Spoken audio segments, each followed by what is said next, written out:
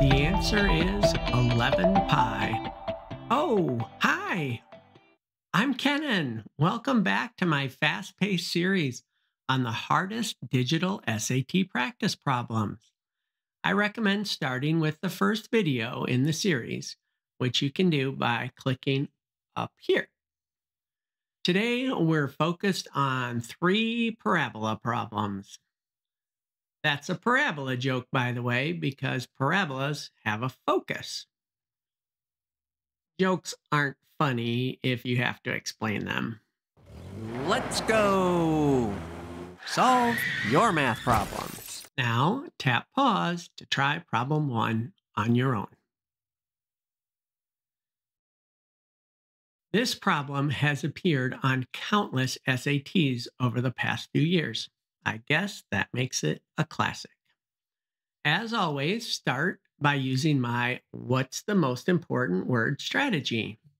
If you focus in on the most important word, you can see they're trying to get this graph to cross y equals c at exactly 1 point. The only way for a parabola to cross a horizontal line at exactly 1 point is if it is just touching the line at the very top or very bottom of the parabola.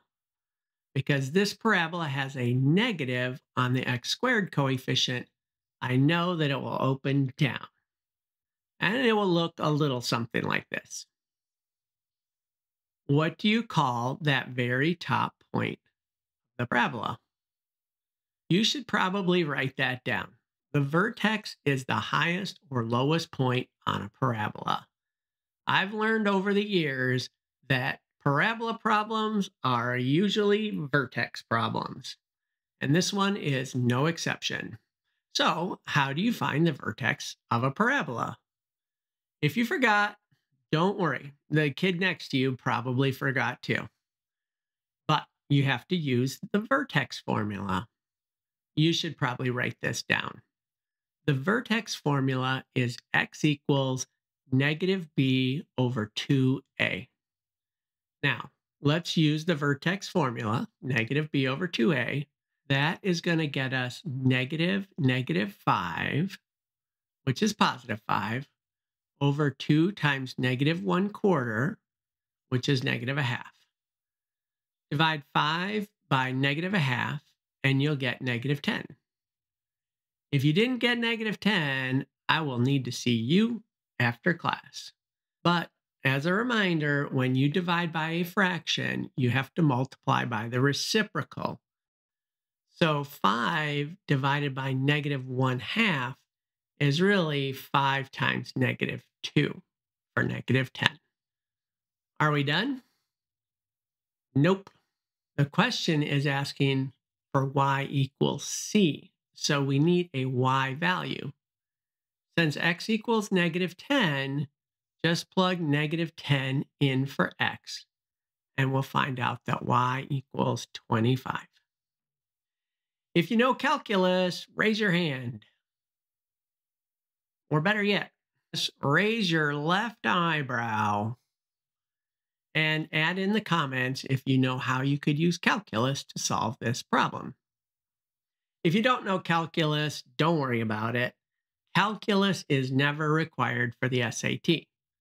The SAT is only a college entrance exam, not a job application to be a math tutor. So let's quickly summarize this problem. Parabola problems are usually vertex problems, and the vertex formula is x equals negative b over 2a. But this problem was asking for a y value, so we used the x value in the equation to solve for y. If you stop and take a look at most SAT questions, they really only involve a couple steps and go pretty fast. But the trick is you have to know what you're doing. So make sure to remember my advice, use my strategies, and memorize all of the knowledge nuggets. And most importantly, practice regularly. Let's try problem 2. Tap pause to try problem 2 on your own. Hold on tight for this one because there's a lot of important words. The question's asking us for A plus B plus C, but what are A, B, and C? Also, there are numbers in the earlier sentences. So we have to use my don't ignore the facts strategy. There's so much going on, it's best to use my break problems into pieces strategy. Let's take the problem one sentence at a time so that we don't get overwhelmed. Usually, the information is in the order in which we need to use it. In the first sentence, it says, in the XY plane. That's a hint from the SAT, and they're trying to tell you to draw a graph. Next, it says it crosses the x-axis twice and has a vertex at -8, -36. We have to plot the vertex first, and then we can figure out how to make the parabola cross the x-axis twice. Since the vertex is down here at -8, -36, the parabola is going to open up. And as usual, parabola problems are usually vertex problems. In the last problem, we learned that the vertex formula is x equals -b over 2a. But in this problem, we need to know the vertex form of a parabola. Do you remember it? You should probably write this down. The vertex form of a parabola is y equals a times the quantity x minus h squared plus k, where h is the x coordinate of the vertex and k is the y coordinate. Notice the negative in front of the h. Make sure you always change the sign on h to get the x coordinate of the vertex. Now that we know the vertex form, we will just plug in our ordered pair using the x and y for values of h and k. We can place the -8 in for h and the -36 in for k in the formula. And now we have the equation y equals a times the quantity x plus 8 squared minus 36. We have used all of the facts in the first sentence, so what should we do now? Read the second sentence. The question wants the formula in y equals ax squared plus bx plus c form. So how are we going to work this out to make it look like standard form? You have to start by squaring the x plus 8. I will let you do that. After all, what could possibly go wrong next? The answer is not x squared plus 64. Wait, what? This situation is what I call the oldest trick in the book. Don't fall for the oldest trick in the book. Make sure you write that out twice and you FOIL the x plus 8 times x plus 8 to get the correct answer, x squared plus 16x plus 64. This problem is still a little tricky because we still have this a sitting out here. So we can't get it into the right format with the a out there. I'm going to just distribute that a, and we'll have ax squared plus 16ax plus 64a minus 36. This is starting to get messy because some idiot put an a in the middle of our problem. I'm starting to think this might be an alphabet soup problem, and the SAT is not the boss of me, so I'm just going to pick a number and stick it in for a. Let's see what happens if we put 1 in for a.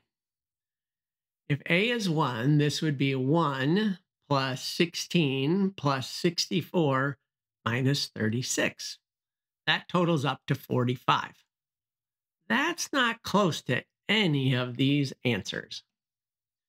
Since the answers are all negative, maybe we should try a negative number for a. Oh, wait, we can't. If a was negative, the parabola would open down, and we know that it has to open up to cross the x-axis twice. So a has to be positive. But we already tried one, and I really don't want to try a fraction. So what if we tried putting 0 in for a? Well, that's not really allowed because it wouldn't be a parabola, but it will help us see that if we put in 0, the total would just be negative 36. And if we used a negative number for a, which we know we can't, the answer would only become more and more negative. So it can't be A, B, or C, must be D. Let's take a second look at that. We started by drawing a picture because the problem said in the XY plane. We used the vertex to draw an amazing parabola that crossed the x-axis twice. Then we used the vertex form of a parabola, y equals a times x minus h squared plus k, to plug in negative 8 and negative 36 for h and k. Then we didn't fall for the oldest trick in the book, and we FOILed out the x plus 8 squared to get x squared plus 16x plus 64. And because we really had no clue how to find a, we just decided to guess. Most people aren't comfortable just guessing a number on such an important test. But when there are extra letters in a problem, sometimes you have to say, the SAT is not the boss of me, and just do your own thing and toss a number in there. Once we realized one was too big and a couldn't be negative because the graph had to open up, we explored putting in 0. Of course, a couldn't be 0 either, but it eliminated 3 of the answers, and the only one that was left was D. That's truly one of the hardest problems I've ever seen on the SAT in the past 10 years. So that tells me the SAT is increasing the difficulty of some of the most important problems on the test. So when you take the SAT, realize that the last couple questions might be pretty tough, and nearly every student will miss them. So don't spend too much time on a truly challenging problem if you have other easier problems that you could still be working on. We've got one problem left. If you just got a little bit smarter, please like and subscribe so you don't miss any videos. And most importantly, improve your SAT score. And don't forget to share with your friends. Now, tap pause to try problem 3 on your own.